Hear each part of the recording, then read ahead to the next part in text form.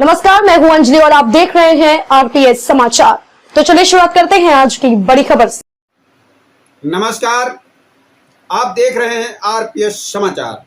मैं हूं आपके साथ रघुनाथ प्रसाद शास्त्री। नजर डालते हैं आज की 10 बड़ी खबरों पर। सबसे पहले शुरुआत करेंगे राष्ट्रीय राजधानी दिल्ली से। दिल्ली सरकार के अगले सप्ताह करीब 100 इलेक्ट्रॉनिक बस को हरी झंडी दिखाने की उम्मीद है। अधिकारियों ने बुधवार को यह जानकारी दी। आपको बता दें कि दिल्ली सरकार के अगले सप्ताह करीब 100 इलेक्ट्रॉनिक बस को हरी झंडी दिखाने की उम्मीद है। अधिकारियों ने बुधवार को यह जानकारी दी। अधिकारियों ने बताया कि सरकार को 100 से अधिक इलेक्ट्रॉनिक बस मिली हैं। उन्होंने बताया कि इनमें से करीब 100 बस संचालन के लिए पूरी तरह से तैयार हैं और शेष को अभी तैयार किया जा रहा है। इस समय इन वाहनों को रखने के लिए 2 ई बस डिपो मुडेला कला और रोहिणी सेक्टर 37 में है। मुख्यमंत्री अरविंद केजरीवाल ने दिल्ली परिवहन निगम की पहली इलेक्ट्रॉनिक बस को जनवरी में हरी झंडी दी थी। मुख्यमंत्री ने कहा था कि शहर में जल्द ही इस प्रकार की 300 और बस मुहैया कराई जाएंगी। ब्यूरो रिपोर्ट, नई दिल्ली। एक बड़ी खबर आ रही है मुंबई से। सांसद नवनीत राणा और उनके पति को 9 जून तक गिरफ्तार नहीं किया जाएगा।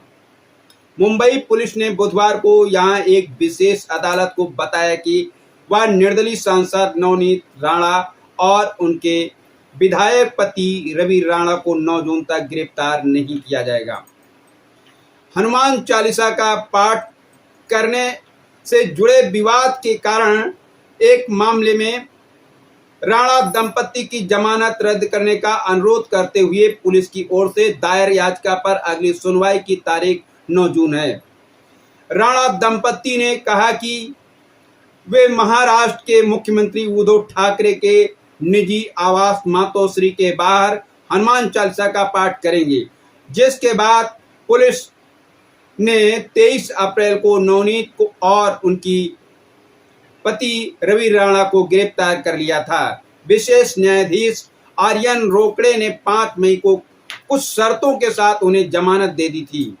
न्यायाधीश ने यह भी कहा था कि अगर दंपति ने इस तरह का अपराध दोबारा किया तो जमानत रद्द कर दी जाएगी।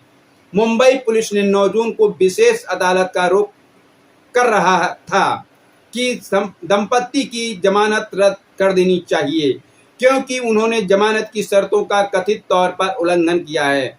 पुलिस की याचिका पर बुधवार को महाराष्ट्र के अमरावती से लोकसभा सदस्य नवनीत राणा और बड़ेनरा विधायक रवि राणा ने एक संयुक्त जवाब दाखिल किया। दंपति ने इसमें कहा था कि उन्होंने न तो कोई पुलिस की जांच में हस्तक्षेप किया है और न ही सार्वजनिक तौर पर इस मामले से जुड़ा कोई बयान नहीं दिया। उन्होंने यह भी कहा कि पुलिस जमानत रद्द करने के लिए कोई मजबूत कारण बताने में नाकामयाब रही। राणा दंपति के इस जवाब के बाद पुलिस ने अदालत को दिए गए बयान में कहा कि अगली सुनवाई तक आरोपियों के विरुद्ध कोई कार्रवाई नहीं की जाएगी। विशेष अदालत ने मामले को 9 जून को सुनवाई के लिए सूचीबद्ध किया है। Bureau report, Mumbai. एक बड़ी खबर है उत्तर प्रदेश की राजधानी लखनऊ से। पत्नी की दुपट्टे से गला घोंटकर की हत्या, बाद में ग्लानि होने पर थाने पहुंचकर किया आत्मसमर्पण। प्रभारी निरीक्षक पीजीआई धर्मपाल के मुताबिक कृष्ण कुमार ने अपनी पत्नी का उसी के दुपट्टे से गला घोंटकर हत्या की। पुलिस ने गिरफ्तार कर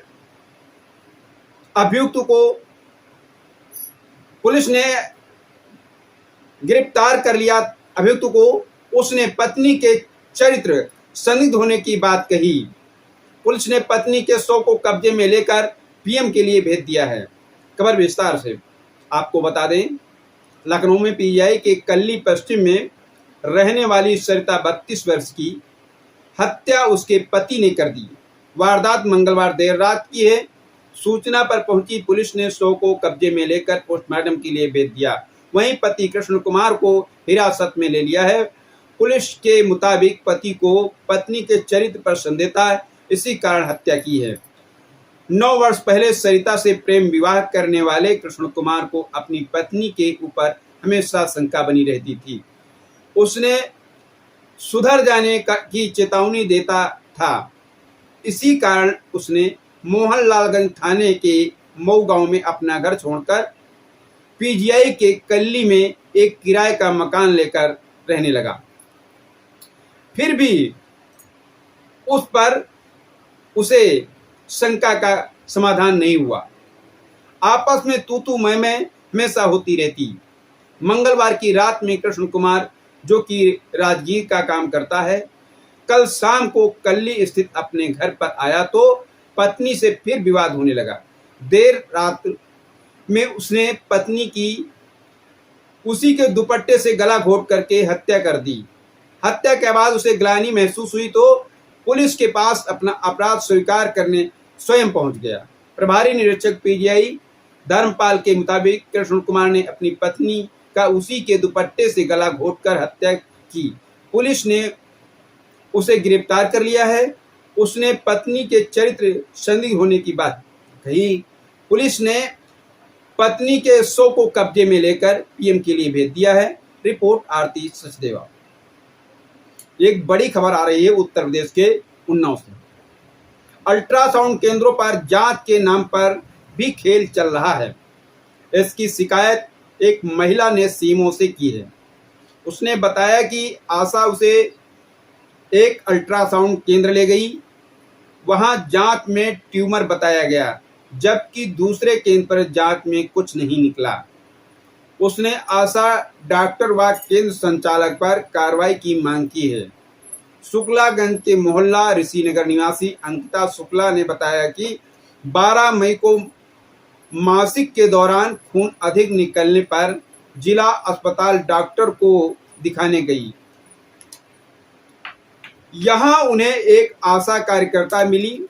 उसके साथ डॉक्टर को दिखाया। डॉक्टर ने अल्ट्रासाउंड लिख दिया। आशा उसे एक अल्ट्रासाउंड सेंटर ले गई। जांच में पेट में ट्यूमर दिखाया। आशा कार्यकर्ता ने निजी नर्सिंग होम में ऑपरेशन की सलाह दी और 35,000 रुपए का खर्च बताया।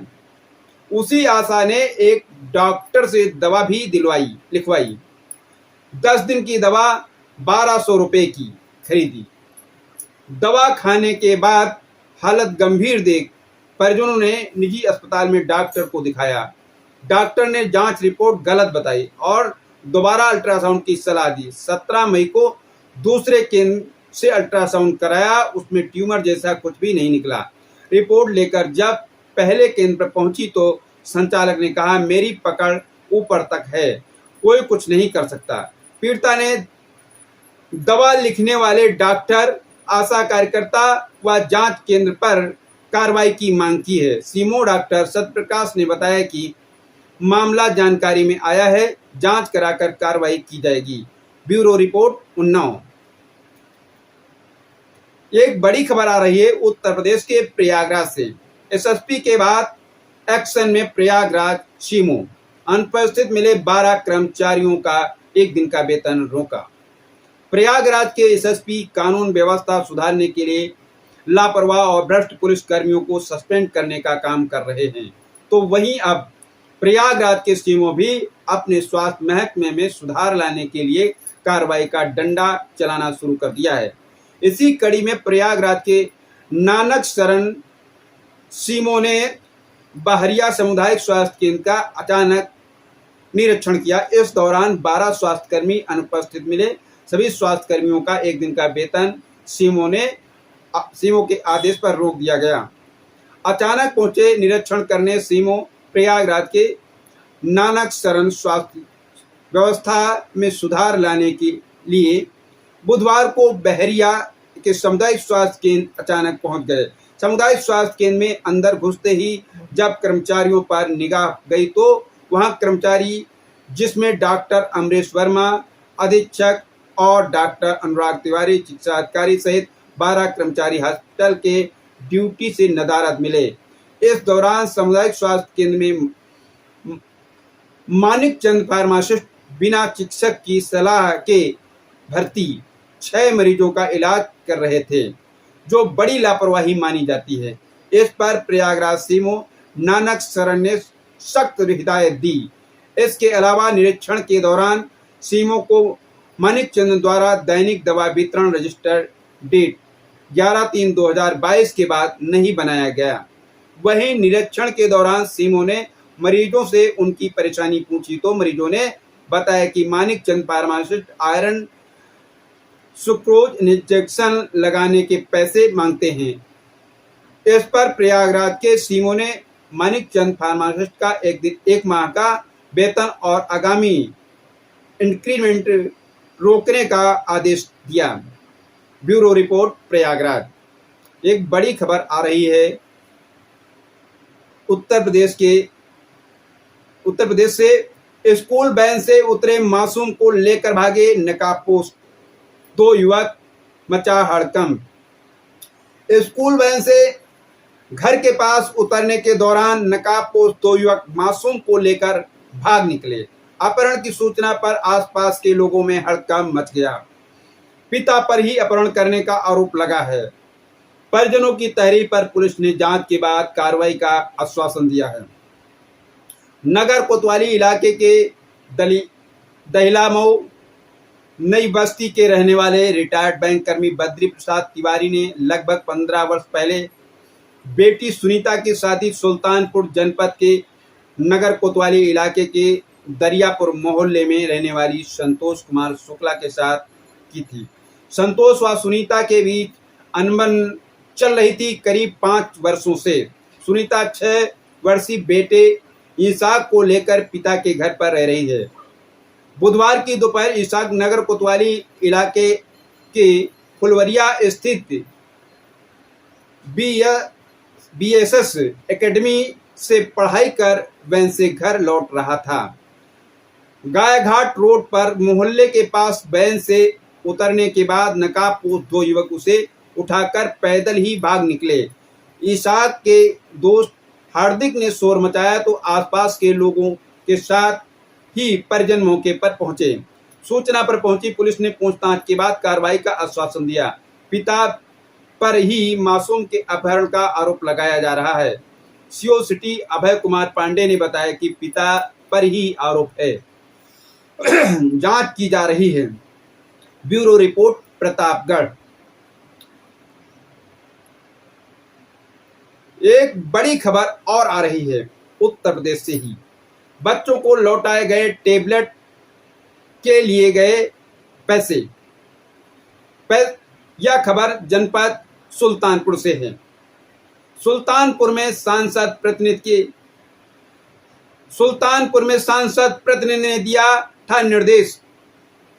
IIT कॉलेज में हर बच्चे से वसूले गए 5,000 रुपए। सुल्तानपुर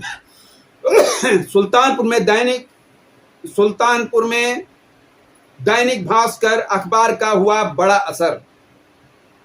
टेबलेट के बदले वसूले गए हजारों रुपए बच्चों को लौटा दिए गए। 2 दिन पहले जिले के लभुआ में ITI कॉलेज में बच्चों से वसूली हुई थी। इस पर मामले पर सांसद प्रतिनिधि रंजीत सिंह ने संज्ञान लिया और अधिकारियों से बात कर निर्देश दिए, जिसके बाद गुरुवार को बच्चों को पैसे लौटा दिए गए हैं।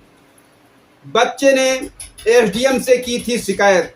जिले के लभुआ ब्लॉक स्थित ITI कॉलेज में टेबलेट लेने के लिए पैसों की वसूली का मामला सामने आया था।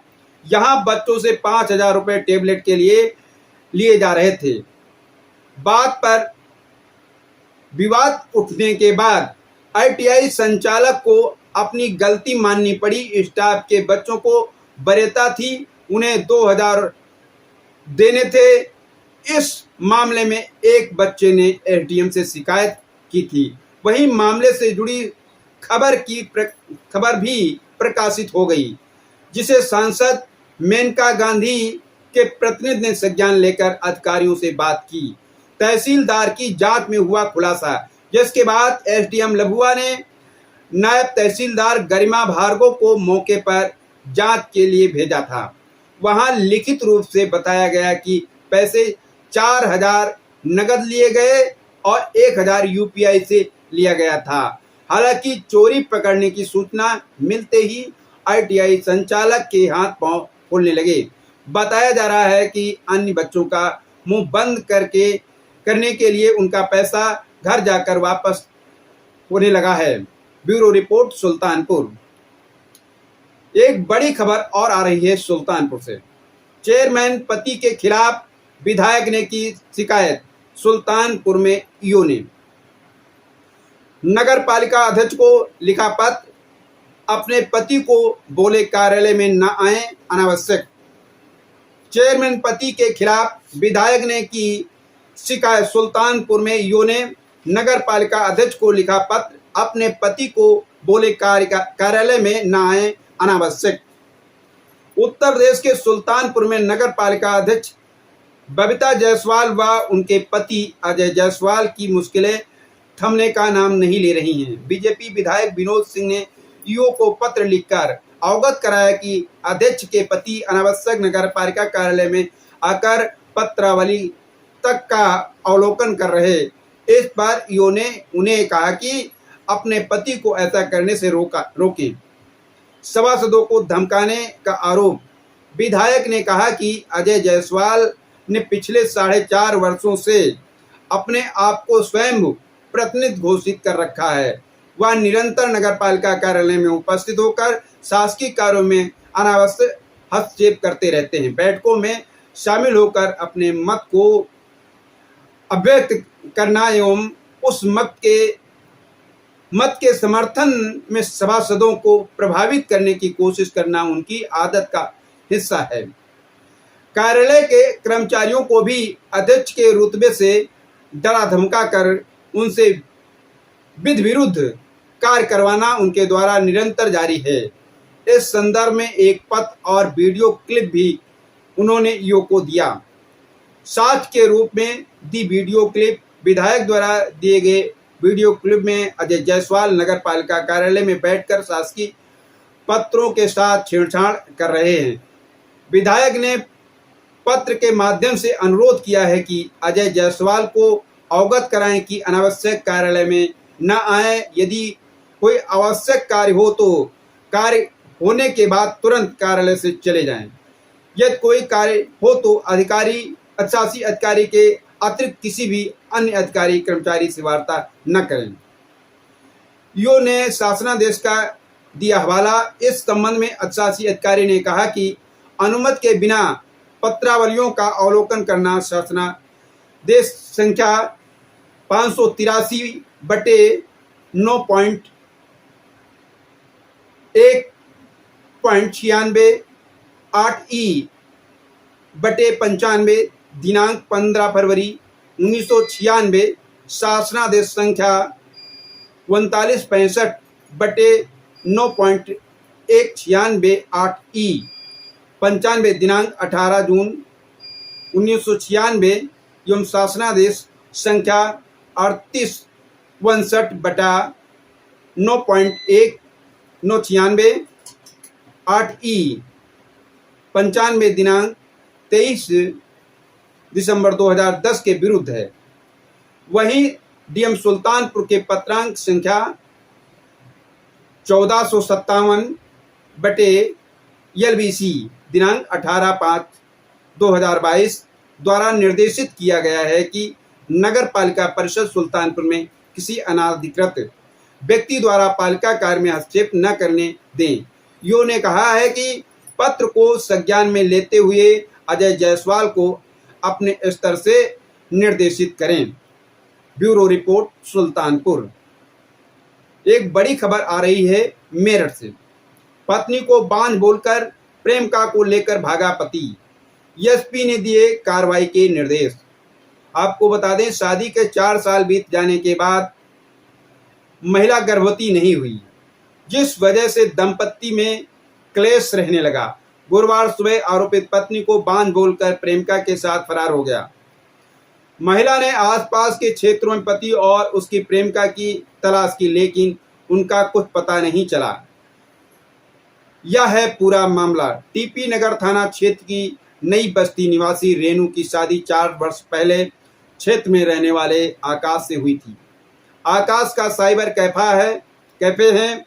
शादी के 4 साल बीत जाने के बाद फिर रेनू स्वास्थ्य समस्या की वजह से गर्भवती नहीं हो सकी।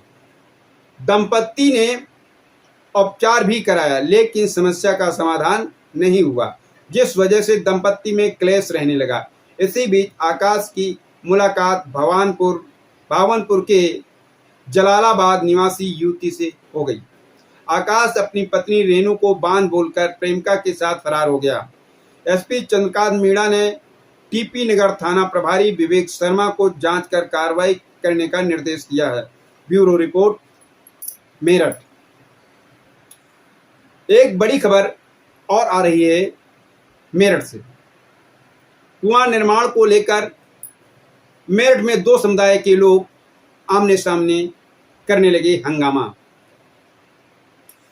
ब्रह्मपुरी थाने के पीछे पूर्वा इलाही बख्श सोनियों वाली गली है, जिसमें मस्जिद के सामने करीब 150 साल पुराना कुआं है। सड़क निर्माण के चलते कुआं नीचा पड़ गया था। आसपास के लोग उसकी चारदीवारी बनवा रहे हैं। बुधवार को अफवाह उड़ गई कि कुएं पर मूर्ति रखकर मंदिर का निर्माण कराया जा रहा है, जिस पर समुदाय विशेष के लोग एकत्र हो गए। जानकारी होने पर मोहल्ले के लोग भी आ गए। देखते ही देखते हंगामा होना शुरू हो गया। सूचना पर थाने से पुलिसकर्मी भी पहुंच गए और किसी तरह से मामले को नियंत्रित करते हुए दोनों पक्षों को थाने ले गए। वहां भी लोगों में नोकझोंक शुरू हो गई। लोग एक दूसरे से धक्का मुक्की करना शुरू कर दिया। पुलिस ने कार्रवाई की चेतावनी देते हुए मामले को शांत किया। थाना प्रभारी ने बताया कि कुएं की चारदीवारी कराई गई थी। किसी ने मंदिर निर्माण की अफवाह उड़ा दी। मामले को शांत करा दोनों पक्षों को घर भेज दिया। वहीं विवाद के बाद मोहल्ले में पुलिस फोर्स तैनात है। Bureau report, Meerut. खबरों में अब तक ले बस इतना ही। मिलते हैं फिर ऐसी ही बड़ी खबर के साथ। तब तक के लिए नमस्कार और देखते रहिए आरपीएस समाचार। चैनल को लाइक और शेयर करना ना भूले, आइकन बेल दबाना बिल्कुल ना भूले, जिससे प्रत्येक जानकारी आपको सबसे पहले मिल सके, जैसे कि प्रत्येक दिन का राशिफल, प्रत्येक पर्व का आर्टिकल, नई और ताजी खबरें।